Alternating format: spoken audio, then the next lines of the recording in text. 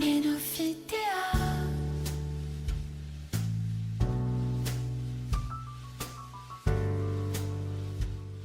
La sécheresse vaginale est une problématique fréquente à tout âge, plus fréquemment après la ménopause, mais ça peut arriver même à 20 ans.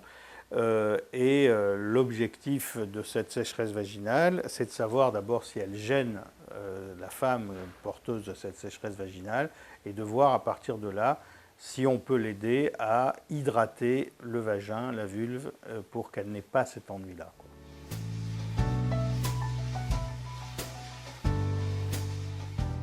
Les symptômes, c'est une sensation de brûlure, de picotement, voire de démangeaison.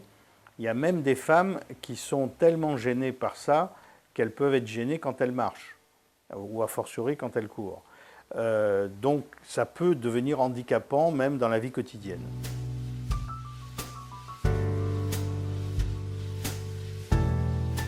À la ménopause, l'hydratation intime est encore plus importante.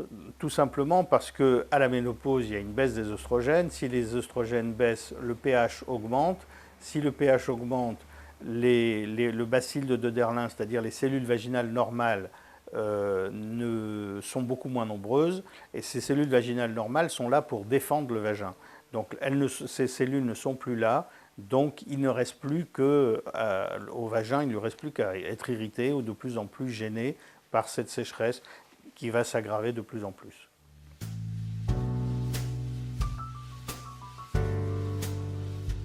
Pour prévenir la sécheresse vaginale, il faut d'abord avoir conscience que le vagin est sec, c'est-à-dire ne pas hésiter à aller voir son médecin ou son gynécologue de façon à ce qu'on puisse lui donner un moyen général ou local pour calmer ce début de sécheresse vaginale et de façon à ce que les choses aillent de mieux en mieux plutôt que de moins en moins bien.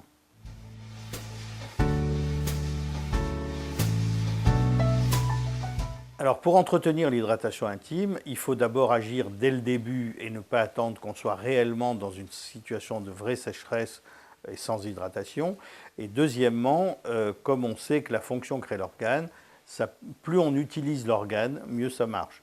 En clair, au niveau du vagin, plus on a des rapports réguliers et a fortiori satisfaisants, et c'est le meilleur moyen pour que la fonction d'hydratation soit maintenue.